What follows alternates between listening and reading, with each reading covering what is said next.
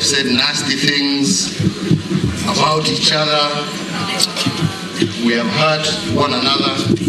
On my behalf, ndugu, I ask for your forgiveness. On March 9th, 2018, Kenyans woke up to the news that opposition chief Raila Odinga and ex-president Uhuru Kenyatta were putting aside their differences and uniting through a handshake. Never again shall a Kenyan die because of an election. This is the meaning of the handshake. Naweza kubishana kila siku kwa sababu kila mtu akona maono yake. The historic handshake between the two political nemesis was billed as the last bullet to slay the dragon of perennial ethnic animosities that often accompany presidential elections. Mimi Raila Amolo Odinga nimechoka. The long period of enmity between the two families ended in 2018 with a new famous handshake between former Prime Minister and former Head of State Uhuru Kenyatta. Na kwa ukweli wakati tulikutana, tulikunywa chai karibu dakika 45, kuna mtu anaongea, tunakunywa tu chai. Habari ya nyumbani sawa. Habari ya mama ako tu. Habari ya watoto wanasoma, wanaendelea. Hakuna maneno mengine inaweza kutoka. This was a public declaration to cease all hostilities and find a common ground in the interest of moving the country forward economically and politically. Hiyo mabishano itabadilisha maisha ya Wakenya? Tukasema kwa ukweli haiwezi. Ile kitu ambaye itabadilisha maisha na kuhakikisha ya kwamba Wakenya hawatapigana tena na kuhakikisha ya kwamba tumemaliza ukabila ni sisi tuje pamoja na tufanye kazi pamoja. The handshake gave Uhuru the credibility he needed to lead the country. It got Raila out of the embarrassing corner he had boxed himself into with that half-clever ploy to swear himself in as a people's president.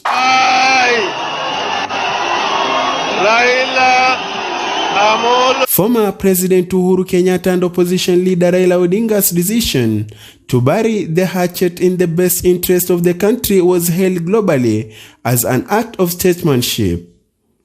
They decided to establish a task force to design the country's roadmap to addressing historical injustice and setting the nation on the path of prosperity, restored calmness, and inspired hope among millions of their backers. Tofauti zetu sio kubwa vile. Mashindano ndio inatuletea shida hii yote. Kwa sababu fikira sio tofauti. Na ndipo tukasema, jameni, wacha tuketi, wacha turudi nyuma. Ni kwa nini baada ya kila miaka 5 wananchi wa Kenya lazima wapigane? Since the handshake, the country actually had immense changes because for the country to make any progress, peace is paramount, and it was brought in by President Uhuru Kenyatta, a leader of great unity and seeing what the country actually requires with others. Ya kwanza tupambane na tumalize ukabila katika siasa zetu za Kenya. 5 years down the line, opposition leader Raila Odinga on Thursday, 9th 2023, launched a multifaceted approach to his mass action plan against President William Ruto's administration, including civil disobedience. Humanitarianism. You begin telling Ruto and Gachagua that we can't keep living on false promises. We begin telling Ruto and Gachagua our clear understanding that when we keep taking painkillers long enough, they will cease killing the pain. And that is when the real pain will begin.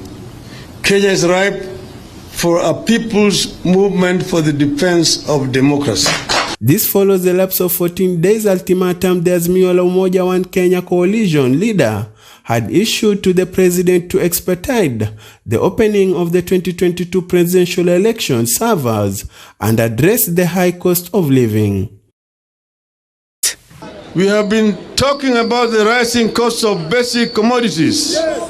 If these demands are not heeded, within 14 days, we shall lead Kenyans into mass action across the country, get their power back and restore sanity.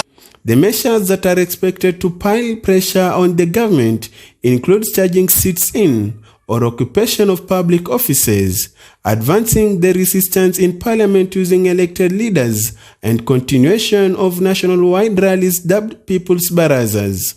Others are boycotting certain products from companies perceived to have backed President Ruto's unlawful usurpation of state power, removal of the presidential portraits from businesses and offices in Azimio's strongholds, and street protests.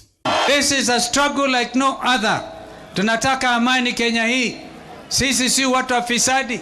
Sisi si watu wanaamini Kenya hii ni kampuni ya mtu. This is our motherland. Subsidies zile zingeleta unga chini.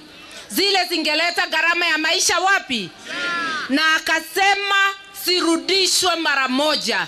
Chipatia mtoto sufuria, agogagoge. Haya mambo ni ya Wakenya wote.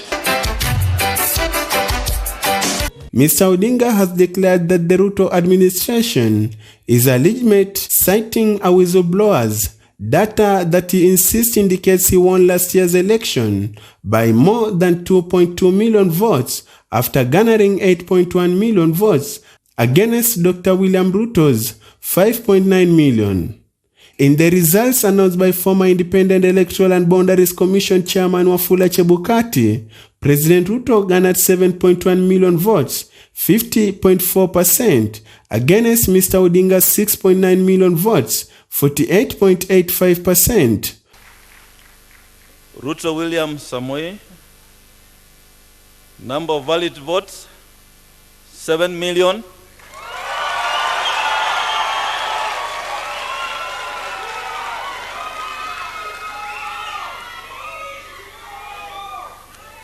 Thank you. 7,176,141.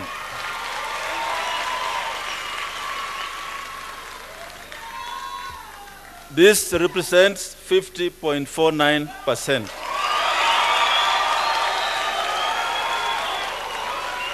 However, President William Ruto dismissed the protests from the opposition as attempts to blackmail the government into a handshake, ostensibly to get a share of the Kenya Kwanza administration. Unlike his predecessor, retired President Uhuru Kenyatta, Ruto said he won't entertain such talks and urged Raila to focus on his oversight role. Mimi nataka niwaambie mapema mchana, my friends, sahau mambo ya handshake.